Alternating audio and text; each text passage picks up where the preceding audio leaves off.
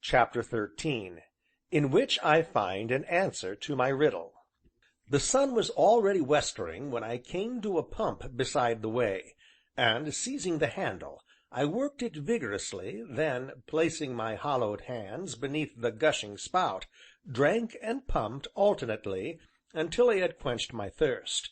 I now found myself prodigiously hungry, and, remembering the bread and cheese in my knapsack, looked about for an inviting spot in which to eat. On one side of the road was a thick hedge, and, beneath this hedge, a deep, dry, grassy ditch, and here, after first slipping off my knapsack, I sat down, took out the loaf and the cheese, and, opening my clasp knife, prepared to fall to. At this moment I was interrupted in a rather singular fashion, for, hearing a rustling close by, I looked up, and into a face that was protruded through a gap in the hedge above me. It needed but a glance at the battered hat with its jaunty brim, and great silver buckle, and the haggard, devil-may-care face below, to recognize the individual whom I had seen thrown out of the Hedge Tavern the morning before. It was a very thin face, as I have said, pale and hollow-eyed, and framed in black curly hair, whose very blackness did but accentuate the extreme pallor of the skin, which was tight, and drawn above the cheek bones and angle of the jaw. Yet as I looked at this face, worn and cadaverous though it was, in the glance of the hollow eyes, in the line of the clean-cut mouth, I saw that mysterious something which marks a man, what we call, for want of a better word, a gentleman. "Good evening," said he, and lifted the battered hat. "Good evening," I returned. "Pardon me," said he, "but I was saluting the bread and cheese." "Indeed?" said I. "Indeed," he rejoined, "it is the first edible I have been on speaking terms with, so to speak, for rather more than 3 days, sir." "You are probably hungry?" said I. "It would be foolish to deny it, sir." "Then, if you care to eat with me in the ditch here, you are heartily welcome," said I. "With all the pleasure in life," said he, vaulting very nimbly through the hedge. "You shall not ask me twice, or the very deuce is in it. Believe me, Here he stopped very suddenly, and stood looking at me. "Ah!" said he gently, and with a rising inflection letting the ejaculation escape in a long drawn breath. "Well?" I inquired.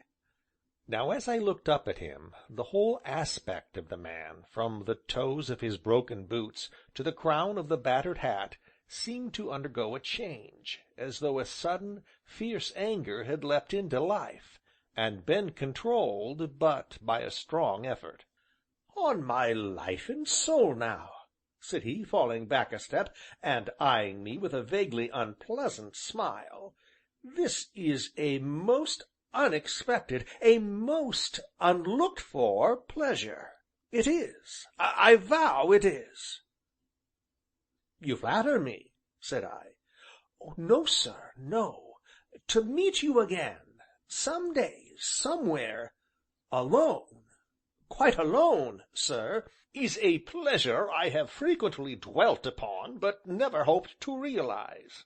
As it is, sir, having in my present condition no chance of procuring better weapons than my fists, allow me to suggest that they are, none the less, entirely at your service. Do me the infinite kindness to stand up." "Sir," I answered, cutting a slice from the loaf, "you are the third person within the last 48 hours who has mistaken me for another. It really gets quite wearisome." "Mistaken you!" he broke in, and his smile grew suddenly bitter. "Do you think it possible that I could ever mistake you?" "I am sure of it," said I.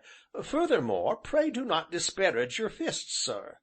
A bout at fisticuffs never did a man any harm that I ever heard. A man's fists are good, honest weapons supplied by a beneficent Providence, far better than your unnatural swords and murderous hair triggers, at least so I think, being, I trust, something of a philosopher.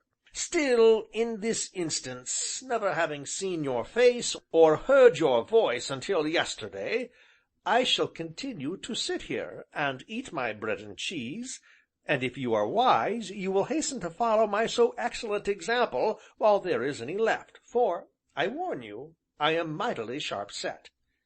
"Come, come," said he, advancing upon me threateningly, "enough of this foolery." "By all means," said I, "sit down, like a sensible fellow, and tell me for whom you mistake me." "Sir, with all the pleasure in life," said he, clenching his fists, and I saw his nostrils dilate suddenly.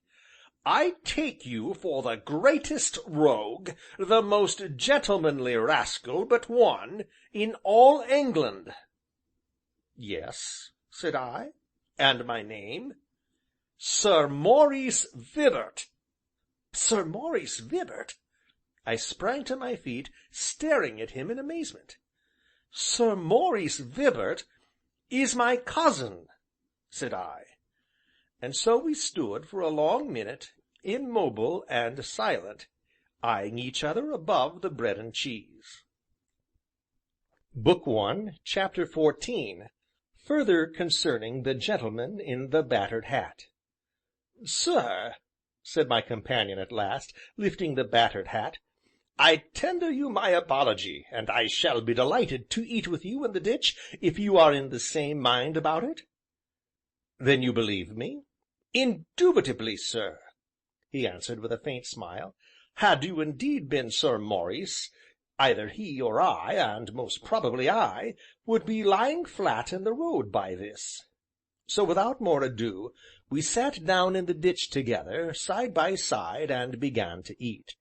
And now I noticed that when he thought my eye was upon him, my companion ate with a due deliberation and nicety, and when he thought it was off, with a voracity that was painful to witness. And after we had eaten a while in silence, he turned to me with a sigh. "This is very excellent cheese," said he. "The man from whom I bought it," said I, "called it a noble cheese, I remember." "I never tasted one of a finer flavor," said my companion. "Hunger is a fine sauce," said I, "and you are probably hungry?" "Hungry!" he repeated, bolting a mouthful, and knocking his hat over his eyes with a slap on its dusty crown. "Egad, Mr. Vibart, so would you be, so would any man be who has lived on anything he could beg, borrow, or steal, with an occasional meal of turnips, in the digging of which I am become astonishingly expert, and unripe blackberries, which latter I have proved to be a very trying diet in many ways. Hungry, oh, damme!" And after a while, when there nothing remained of loaf or cheese save a few scattered crumbs, my companion leaned back and gave another sigh. "Sir," said he, with an airy wave of the hand, "in me you behold a highly promising young gentleman ruined by a most implacable enemy himself, sir. In the first place, you must know my name is Beverley." "Beverley?" I repeated. "Beverley," he nodded, "Peregrine Beverley, very much at your service, late of Beverley Place, Surrey, now of nowhere in particular."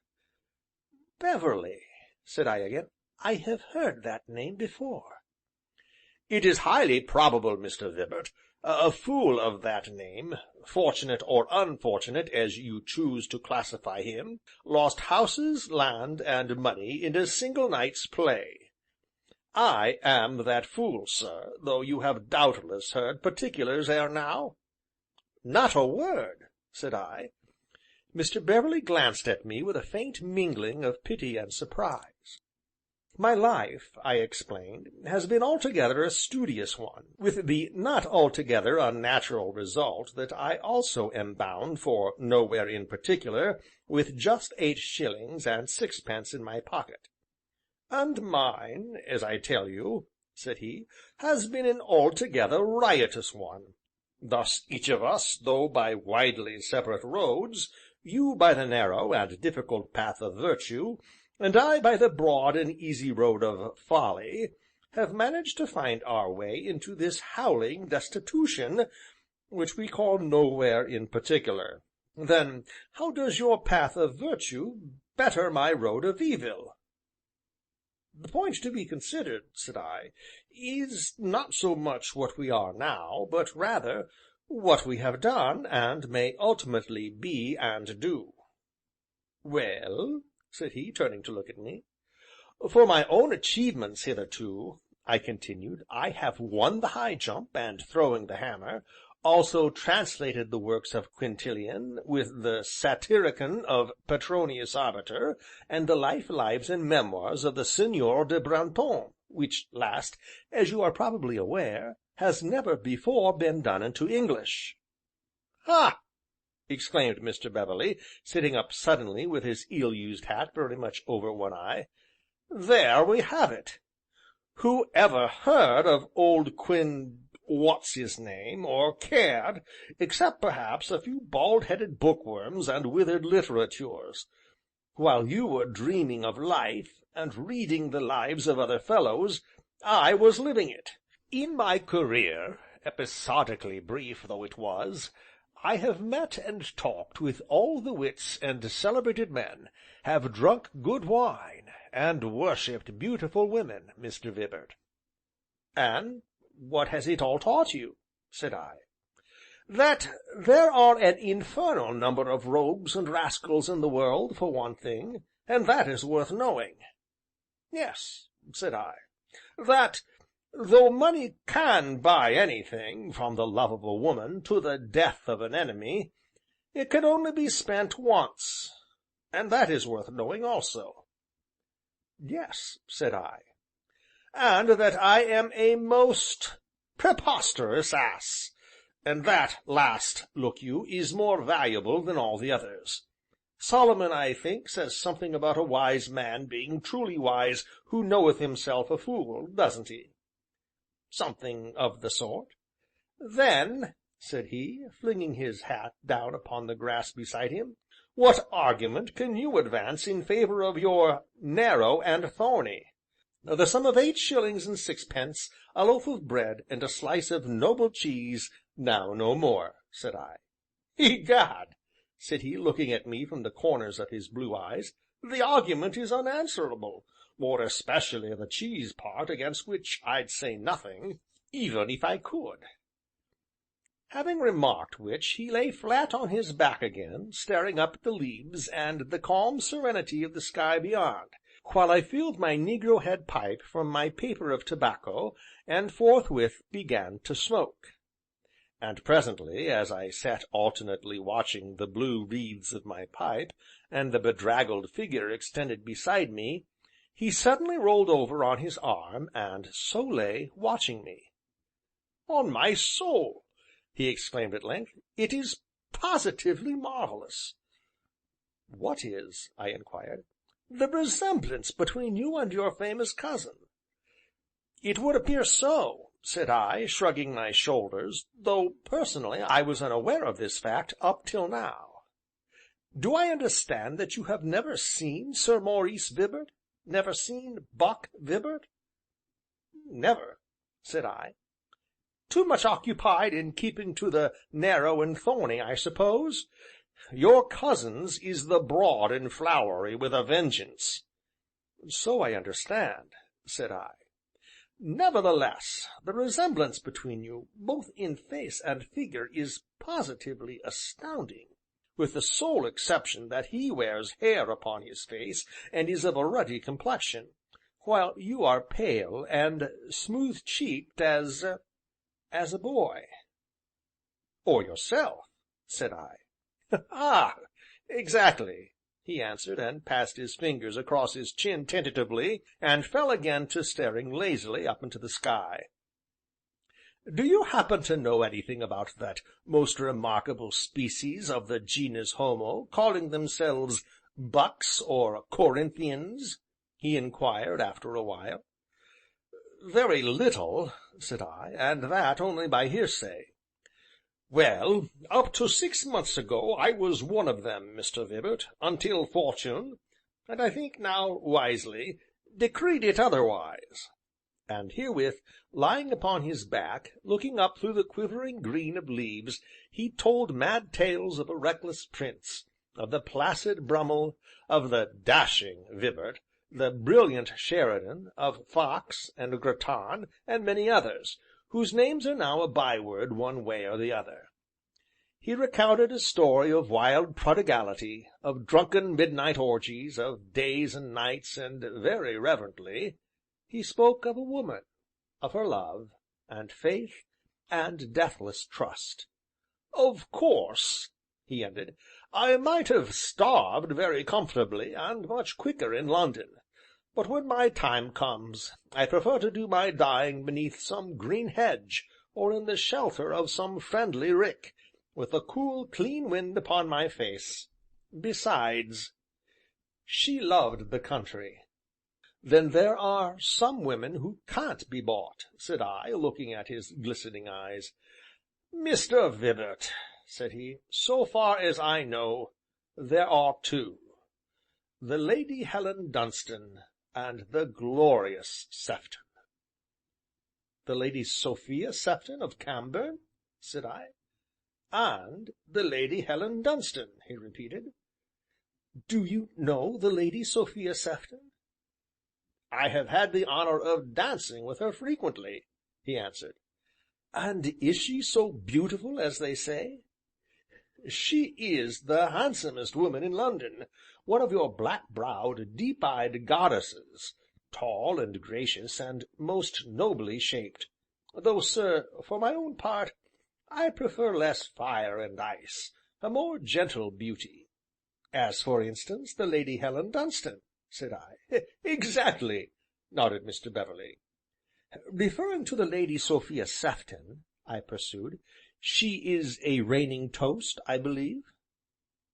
"Gad, yes, her worshippers are legion, and chief among them his Royal Highness, and your cousin, Sir Maurice, who has actually had the temerity to enter the field as the Prince's avowed rival. No one but Buck Vibart could be so madly rash." "A most fortunate lady," said I. "Mr. Vibart!"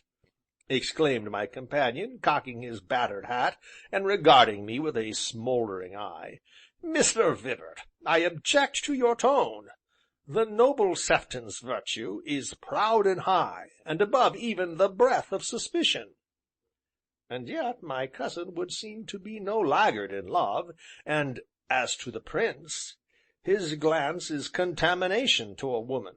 "Sir," returned Mr. Beverley very earnestly, "disabuse your mind of all unworthy suspicions, I beg.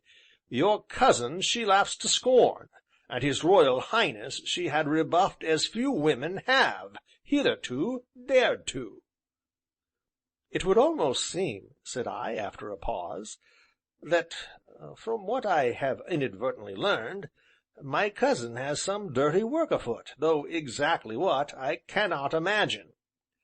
"My dear Mr. Vibart, your excellent cousin is forever up to something or other, and has escaped the well merited consequences, more than once, owing to his friendship with, and the favor of his friend."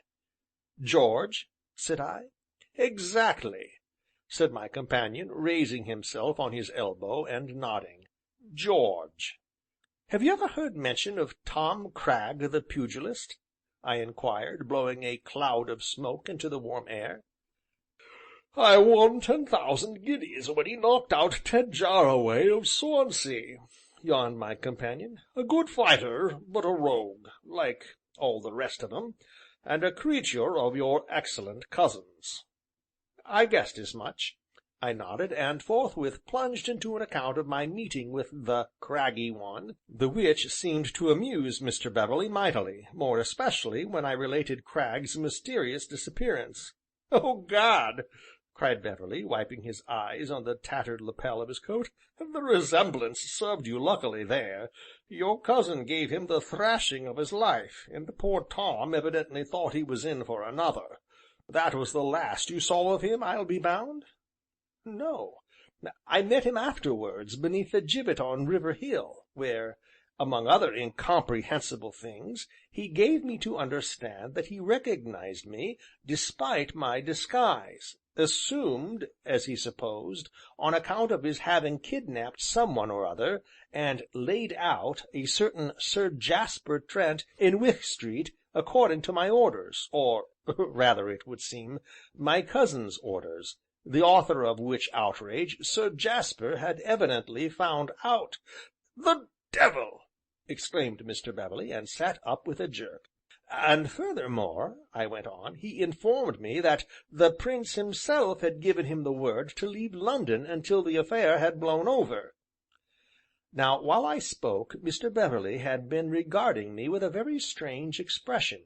His cheeks had gone even paler than before, his eyes seemed to stare through and beyond me, and his hands were tight clenched at his sides. "Mr. Beverley," said I, "what ails you?" For a moment he did not speak, then answered, with the same strange look: "Sir Jasper Trent is my cousin, sir." My negro head pipe slipped suddenly and fell into the grass, happily without injury. "Indeed!" said I. "Can you not see what this means, sir?" he went on hurriedly. "Jasper will fight." "Indeed," said I again, "I fear so." "Jasper was always a bit of a fish, and with no particular affection for his graceless kinsman, but I am his only relative, and he hardly knows one end of a pistol from the other, while your cousin is a dead shot." "My cousin!" I exclaimed. "Then it was he. To be sure, I saw only his back." "Sir Jasper is unmarried, has no relations but myself," my companion repeated, with the same fixed intentness of look. "Can you appreciate, I wonder, what this would mean to me?" "Rank and fortune, and London," said I. "No, no!" He sprang to his feet, and threw wide his ragged arms with a swift, passionate gesture. "It means life and Helen! Oh, my God!" he went on, speaking almost in a whisper, "I never knew how much I wanted her, how much I had wilfully tossed aside, till now. I never realized the full misery of it all till now. I could have starved very well in time, and managed it as quietly as most other ruined fools. But now, to see the chance of beginning again, of coming back to self-respect, and oh, Helen! My God!" And of a sudden he cast himself upon his face, and so lay tearing up the grass by handfuls. Then, almost as suddenly, he was upon his feet again, and had caught up his hat. "Sir," said he somewhat shamefully, smoothing its ruffled nap with fingers that still quivered, "pray forgive that little ebullition of feeling. It is over, quite over, but your tidings affected me, and I am not quite myself at times. As I have already said, turnips and unripe blackberries are not altogether desirable as a diet." "Indeed," said I, "you seem strangely perturbed." "Mr. Vibart," said he, staring very hard at the battered hat, and turning it round and round, "Mr. Vibart, the devil is surprisingly strong in some of us." "True," said I. "My cousin, Sir Jasper, is a bookish fellow, and, as I have said, a fool where anything else is in question. If this meeting is allowed to take place, I feel that he will most certainly be killed, and his death would mean a new life, more than life to me." "Yes," said I. "And, for a moment, Mr. Vibart, I was tempted to sit down in the ditch again, and let things take their course." The devil, I repeat, is remarkably strong in some of us." "Then what is your present intention?" "I am going to London to find Sir Maurice Vibart to stop this duel." "Impossible," said I. "But you see, sir, it so happens that I am possessed of certain intelligence which might make Sir Maurice's existence in England positively untenable." "Nevertheless," said I, "it is impossible." "That remains to be seen, Mr. Vibart," said he, and, speaking, turned upon his heel. "One moment," said I, "was not your cousin, Sir Jasper, of the middle height, slim built and fair haired, with a habit of plucking at his lips when at all nervous or excited?" "Exactly. You know him, sir?" "No," I answered, "but I have seen him very lately. And I say again, to stop this duel is an impossibility." "Do you mean—" he began, and paused. Now, as his eyes met mine, the battered hat escaped his fingers, and lay all unheeded. "Do you mean—" he began again, and again stopped. "Yes," said I mean that you are too late.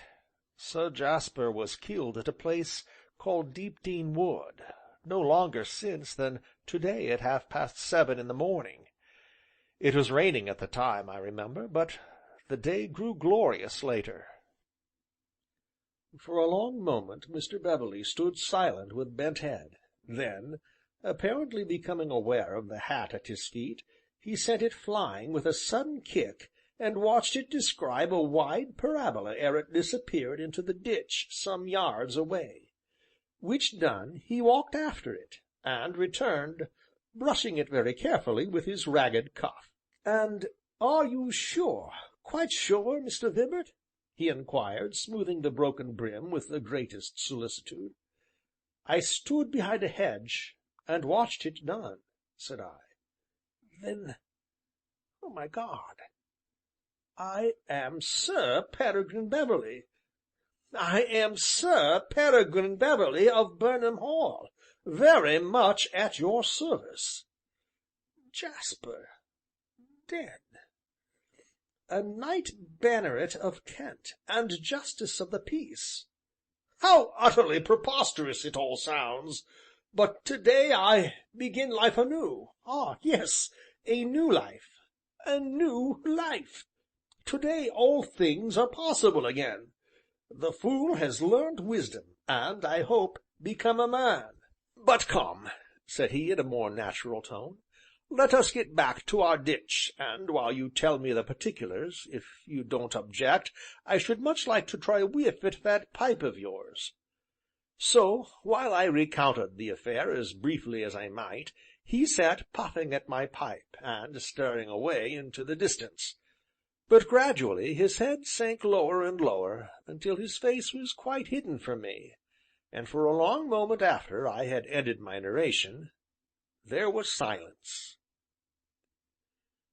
"Poor Jasper!" said he at last, without raising his head. "Poor old Jasper!" "I congratulate you, Sir Peregrine," said I. "And I used to pummel him so when we were boys together at Eton. Poor old Jasper!" And presently he handed me my pipe, and rose. "Mr. Vibart," said he, "it would seem that by no effort, or virtue of my own, I am to win free of this howling desolation of Nowhere in Particular, after all. Believe me, I would gladly take you with me. Had I not met with you, it is rather more than probable that I should never have seen another dawn. So if ever I can be of use to you, pray honor me so far. You can always hear of me at Burnham Hall, Pembry. Good bye, Mr. Vibart. I am going to her, in all my rags, for I am a man again." So I bade him good bye, and, sitting in the ditch, watched him stride away to his new life. Presently, reaching the brow of the hill, There are heedles everywhere in the south country. I saw him turn to flourish the battered hat ere he disappeared from my sight. Book Chapter 15, in which I meet with a pedlar by the name of Gabbing Dick. "You won't be ever wanting a broom now." I sat up sleepily and rubbed my eyes. The sun was gone, and the blue sky had changed to a deep purple, set here and there with a quivering star, yet the light was still strong enough to enable me to distinguish the speaker, a short, thick-set man. Upon his shoulder he carried a bundle of brooms, a pack was slung to his back, while around his neck there dangled a heterogeneous collection of articles, ribbons, laces, tawdry neck-chains, and the like. Indeed, so smothered was he in his wares that, as he stood there, he had more the aspect of some disordered fancy than of a human being. "You won't be wantin' ever a broom now," he repeated in a somewhat melancholy tone. "No," said I. "Nor yet a mop?" "Nor that either," said I. "A belt, now?" he suggested mournfully. "A fine leather belt, with a steel buckle made in Birmingham, as ever was, and all for a shillin'. What do you say to a fine belt?"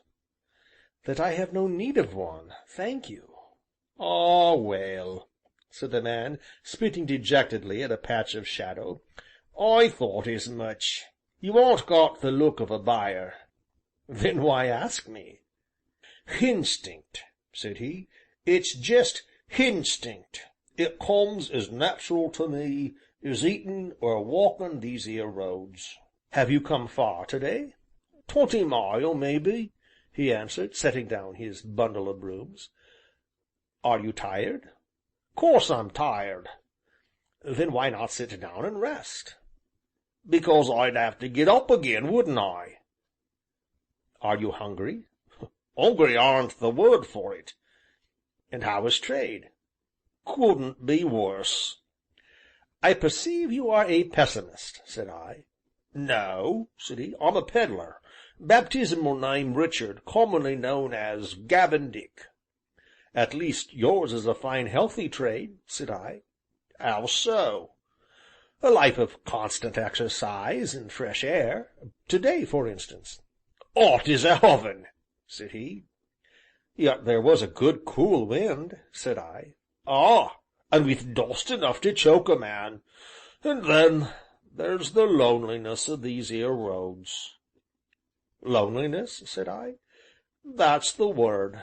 Sometimes it gets so bad as I'm minded to do away with myself." "Strange!" I began. "Not a bit," said he. "When you've been a walkin' and a walkin' all day past edge and edge, and tree and tree, it's bad enough, but it's worse when the sun's gone out, and you foller the glimmer o' the road on and on, past edges as ain't edges, and trees as ain't trees, but things as touch you as you pass, and reach out arter you in the dark behind. Theer's one of 'em, back theer on the Cranbrook road, looks like an oak tree in the daytime, and a big un. It's nearly 'ad me 3 times a'ready, once by the leg, once by the arm, and once by the neck. I don't pass it arter dark no more, but it'll 'ave me yet, mark my words, it'll 'ave me one o' these fine nights, and they'll find me a danglin' in the grey o' the dawn." "Do you mean that you are afraid?" I inquired. "No, not afeared exactly, it's just the loneliness, the lonely quietness. Why, Lord, you aren't got no notion o' the tricks the trees and edges gets up to at nights. Nobody 'as but as tramps the roads. Bill Nye knowed, same as I know, but Bill Nye's dead. Cut his throat, he did, with one o' his own razors, under a 'edge." "And what for?" I inquired, as the pedler paused to spit lugubriously into the road again. "Nobody knowed but me. William Nye, 'e were a tinker, and a rare merry un 'e were, a little man, always up to 'is jinking and joking and laughing. 'Dick,' 'e used to say, But Rich and I were baptized, though they calls me Dick for short. Dick,' he used to say, 'd'ye know that there big oak tree, the big oller oak as stands at the cross roads a mile and a half out o' Cranbrook? A man might do for hisself very nice and quiet, tucked away inside of it. Dick,' says he, 'it's such a nice, quiet place, so snug and dark, I wonder as nobody does. I never pass by,' says he, 'but I takes a peep inside, just to make sure as there aren't no legs a danglin', nor nobody 'unched up dead in the dark. It's such a nice, quiet place,' he used to say, shaking his head and smiling sad like. 'I wonder as nobody's never thought of it afore.' Well, one day, sure enough, poor Bill Nye disappeared. Nobody knowed wheer. Bill, as I say, was a merry sort, always ready wi' a joke, and that's apt to get a man friends, and they searched for him high and low, but neither hide nor hair o' poor Bill did they find. At last, one evening I happened to pass the big oak, the holler oak, and, minding Bill's words, thinks I, 'Ere's to see if 'tis empty as Bill said. Going up to it, I got down on my hands and knees, and striking a light looked inside, and there, sure enough, was poor Bill Nye hunched up inside of it, with a razor in his hand, and his head nigh cut off, and what with one thing and another, a very unpleasant sight he were." "And why did he do it?" I asked. "Because he had to, of course.